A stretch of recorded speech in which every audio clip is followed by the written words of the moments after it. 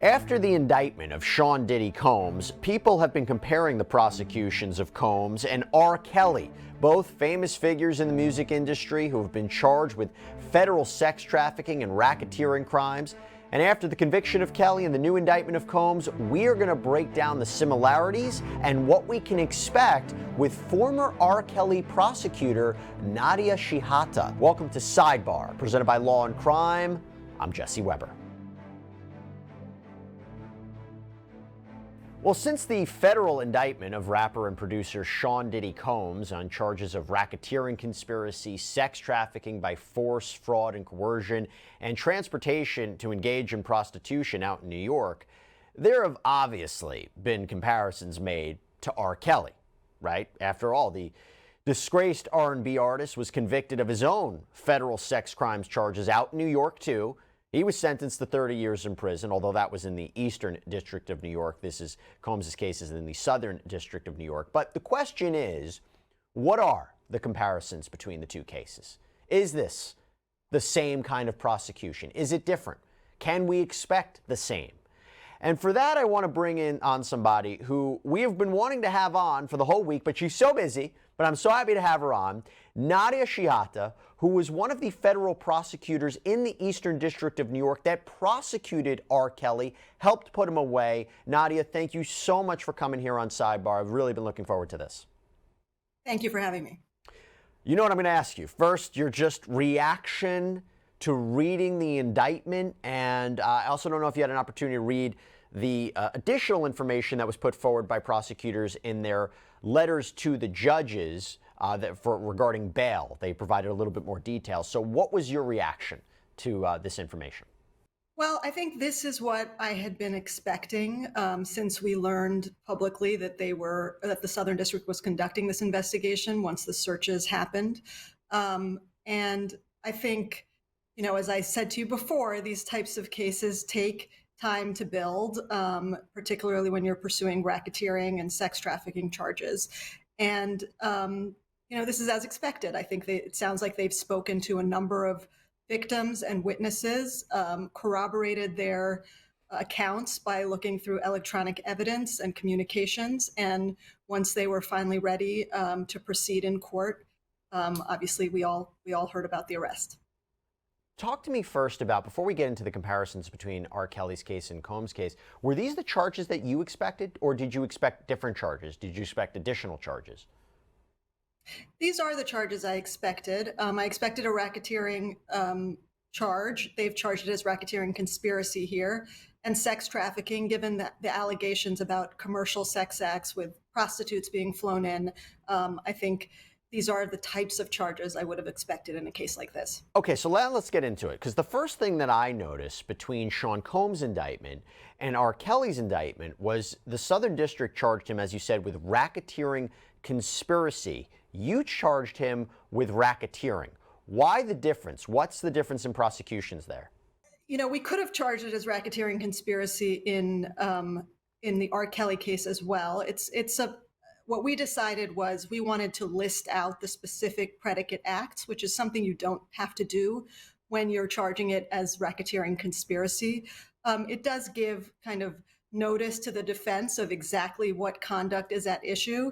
And so for strategic reasons, often you charge it that way in order to have jury instructions that are more clear to the jury and to avoid having to respond to a motion for a bill of particulars down the line.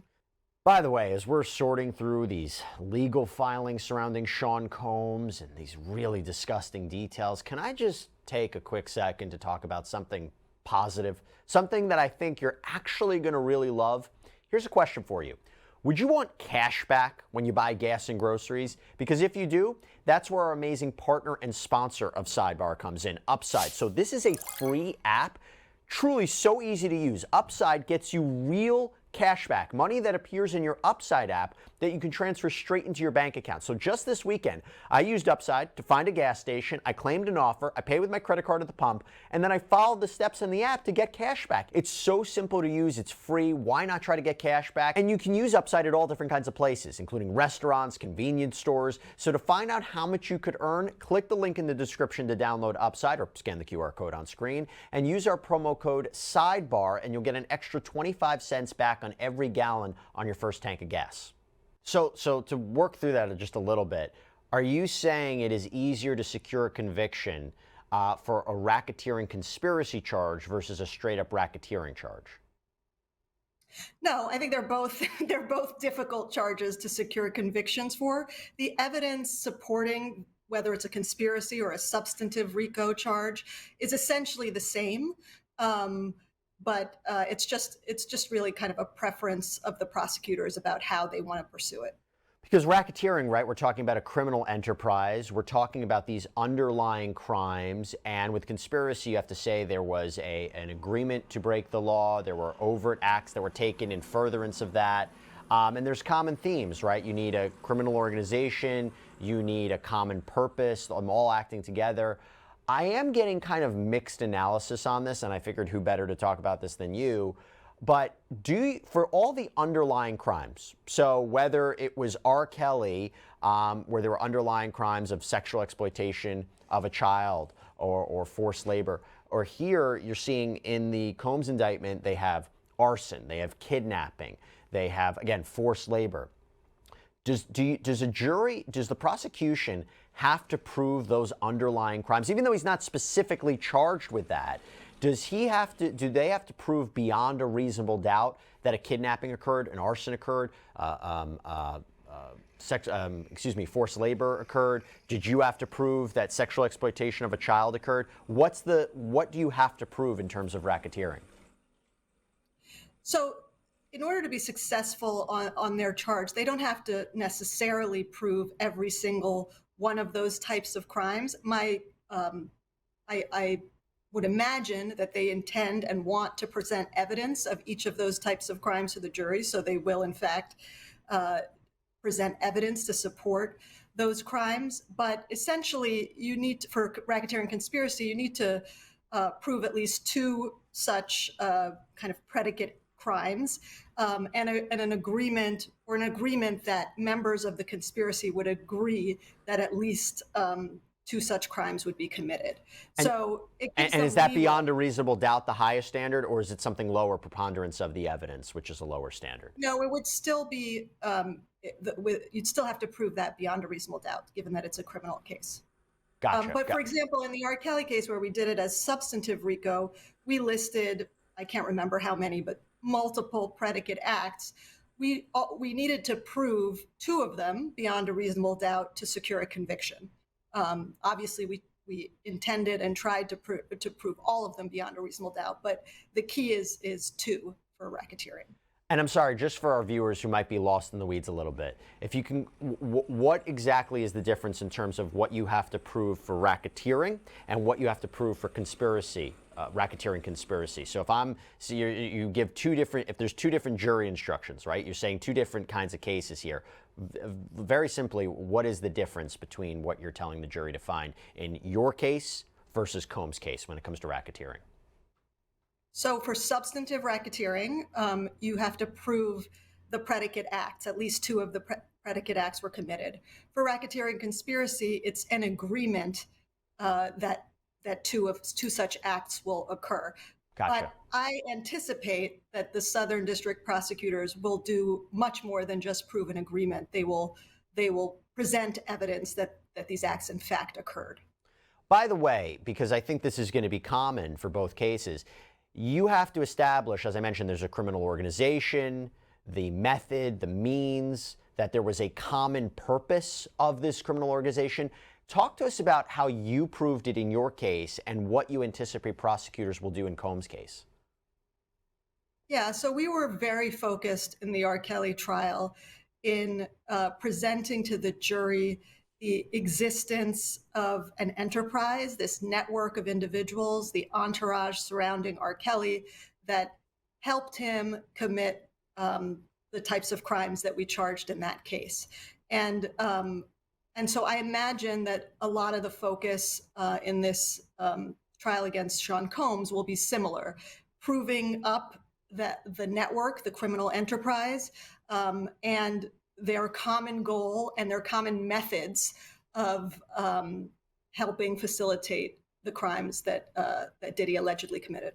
There was one glaring difference I also saw between the R. Kelly indictment and the Sean Combs indictment. I was expecting to see the term Mann Act multiple times in the Combs indictment, and it's nowhere to be found. You, in your indictment, specifically called out the Mann Act violations as predicate or underlying crimes in the racketeering case, and then you specifically charged him with Mann Act charges, namely, and when we're talking about the Mann Act, that Kelly had transported people for the purposes of illegal sexual activity. And that illegal sexual activity could have been exposing someone to sexual diseases or reckless endangerment, that this was illegal sex crimes.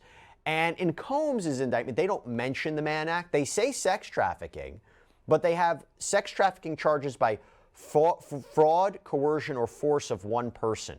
Were you surprised that you didn't see that? So they do have a Mann Act charge in the case, count 3. They just don't call it, don't specify that it's the Mann Act. But transportation for purposes of prostitution is, I believe, the third count, and that is a count under the Mann Act. And I think that's also listed as one of the types of crimes in the RICO conspiracy. So I think there will be evidence in that case of transportation, I think mainly of commercial sex workers for these freak-offs that are kind of described in the indictment. But the sex trafficking that they have charged and the Mann Act charge, these are just different statutes at the disposal of federal prosecutors. The sex trafficking charge, the force, fraud, and coercion one, is a very serious charge. It carries a mandatory minimum sentence of 15 years if he's convicted of it, and up to life. So it's a serious charge. Now, one of the things that they have come out and talked about, thank you for clarifying that, but one of the things that they have come out and said in their subsequent letter to the court regarding bail is, they've gotten, I think it was coming from the defense, that there's only one victim in this case. There's only one victim. They said, no, there's multiple victims. And do you get the sense, one of those charges seems to be with respect to only one victim, but in your case, in your indictment and this indictment, how specific do you get in terms of how many victims there are, who those victims are? What do you make of that? Well, I think it's clear that in the RICO conspiracy charge, they explicitly state that they use the plural. There's more than one victim there. Part of the reason they may have charged it this way is because they are concerned about witness intimidation, witness harassment, and in charging it as a conspiracy, they don't have to lay out at this stage kind of the detailed specifics about each victim who they've received information on. Whereas as we charged it in R. Kelly, we kind of listed out predicate acts involving specific victims. That being said, my guess, and this is all just speculation, is that the reason the substantive sex trafficking charge only includes one victim is because this is a case out of the Southern District of New York. And so they need, for those substantive charges like sex trafficking, they need venue in New York. They need a nexus to New York. So the RICO conspiracy charge may include sex trafficking victims because of the way RICO works from throughout the country, that the Southern District would not be able to charge as separate sex trafficking counts because they don't relate, they don't have a nexus to New York. Just so I understand, you're saying that this something could be illegal maybe in another state, but not necessarily in New York, or am I misunderstanding that? It's a bit complicated, but it's essentially a venue issue. Not that it's not illegal in New York, but that they would need to charge it out of venue in New York. So you could have a charge that said, victim number 2 was sex trafficked in the Central District of California, if it happened in Los Angeles, let's say. Right. And a defendant could challenge that and say, you don't have venue to bring that charge here in New York. But with RICO, the advantage of RICO, whether it's a conspiracy or a substantive RICO charge, is as long as part of the RICO has a tie to the district where you are prosecuting the case, you can include conduct that occurred entirely outside of New York. Gotcha. Okay. Now, one of the other glaring differences, of course, is that R. Kelly's indictment, it was about sexual exploitation and abuse of children. That was a main theme. And one of the things and I've spoken to different legal analysts about this, they were surprised not to see that in the Combs indictment because there were allegations, we don't know if they were true, but there were allegations regarding minors being around these parties or soliciting minors. And there was nothing about that in this indictment. Now, you could say it all stems from one alleged victim of his. It all stemmed from Rodney Jones, who said that he was tasked with securing minors for these parties and things like that, and whether or not he was credible. But were you surprised there was nothing about underage people in this indictment? I can't say I was surprised because obviously I'm not privy to the evidence that the prosecutors have been able to gather in this case. And they can only pursue charges that they believe that they can prove beyond a reasonable doubt. So while there may be allegations out there, to the extent they haven't been able to reach that threshold that they think they can win a case charging those types of crimes, it's not surprising that they wouldn't be included. I will say, though, they have, repeatedly said in their press conference that the investigation is ongoing. And I think they likely anticipate that now that the charges are public and that Mr. Combs is in jail, that there is the possibility, at least, of other people coming forward, other victims potentially feeling more comfortable coming forward now that they see that this is a serious investigation with charges pending. And so maybe we will see additional charges of that ilk in the future. By the way, just generally speaking, when you were reading this indictment, did it remind you of R. Kelly's indictment? Because there are similar themes, right, of coercion, power, influence, violence. Did you, a network of people, did you get that feeling that it read very similar? There are certainly similarities, and they are similar types of figures and relying on the same type of network that a lot of kind of powerful entertainers have around them. So yeah, I certainly saw some parallels between the two cases. Both of those cases involve forced labor allegations, right? The idea that, I think for Combs, and please amplify this when it comes to Kelly, is that getting people to do what you want with promises either of money or promises of something of value or promises of opportunity or threats to their career or livelihood, forcing them to engage in certain behavior. Talk to me about that forced labor allegations, and because we see it in the Combs case and we definitely saw it in the R. Kelly case.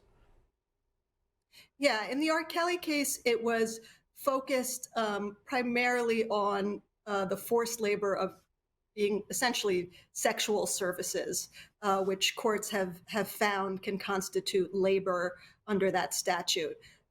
So not only kind of the actual performance of the sexual services, but also in the R. Kelly case, there was videotaping. So essentially kind of compelling people to star in these pornographic videos with others.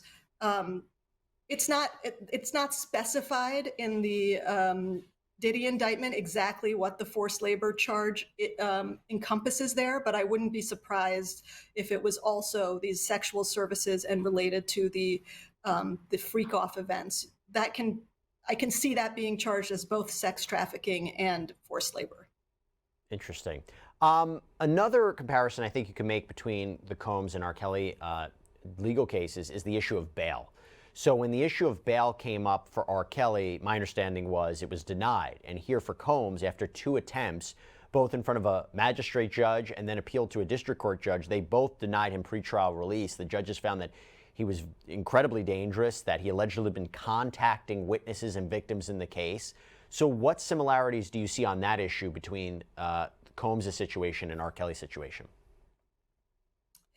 Yeah, in both cases, obviously the seriousness of the crimes and the potential lengthy prison sentence that each individual faced is, a key determination for the judge. And I think also that the allegations that are included in the Southern District indictment about obstruction of justice and witness tampering, those are things that judges take very seriously when they're considering their bail determinations. And I imagine that was a key consideration for the judge in this case. And Combs had offered a bail package of $50 million secured by his house, GPS monitoring, home confinement, where he would be monitored by an outside security team, no passport, no phone, no internet, visitor logs to his house that could be shared with the court. And the court felt that was insufficient. Did R. Kelly ever put up a similar kind of package that was denied? It was nowhere near as extensive as the one put up by Diddy in the Southern District case. I don't remember the specifics, but it certainly, I think at the point where R. Kelly was prosecuted, his kind of wealth had diminished substantially. He still was a wealthy person, but I don't think at the level that Diddy currently is, where he has the ability to put up $50 million property on the line. Do you think it was the right decision from both judges to deny bail? Well, I certainly thought it was the right decision in the R. Kelly case. We argued for it. And I think, I think bail determinations are tough decisions, but I think where there's a real concern about witness intimidation and obstruction of justice, that it's appropriate that a person be held. That being said, there's no question that being incarcerated while your trial is pending makes it more difficult to prepare for trial. Just kind of obvious things like your lawyers being able to meet with you frequently, being able to review discovery, particularly electronic discovery, which it sounds like there may be a lot of in this case. That's obviously much, much more challenging when an individual is incarcerated. Talking about moving forward, let me first ask you real quick, when do you think this trial would even happen with Combs? That's tough to predict. I think kind of your run-of-the-mill federal trials usually take about a year to get to trial, sometimes more. It's possible that this case will be designated complex by the judge, given what we're hearing about the type and volume of electronic evidence in the case. Certainly if Diddy stays incarcerated pending trial, his lawyers may wish to move expeditiously in the case, but it's a balance when you're a defense attorney.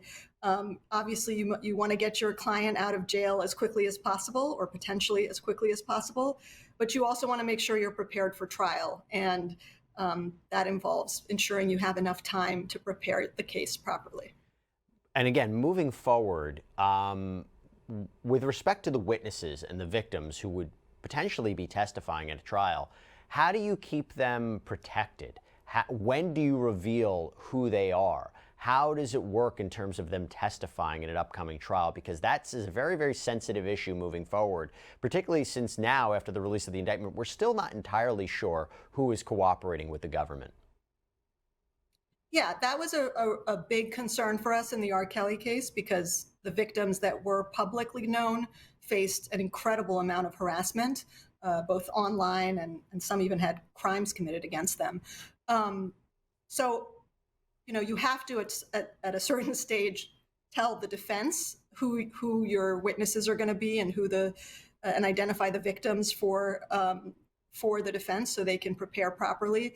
But I imagine that the prosecutors will do what we did and tried to do in the R. Kelly case, which is kind of make sure that the identities of the victims are not publicly disclosed for as long as possible. And for certain victims who were kind of never publicly known in our case, we filed motions to allow them to testify under pseudonyms, which the court granted. So I imagine that similar motions will likely be made in the Diddy case, and they now have a precedent to follow for doing just that.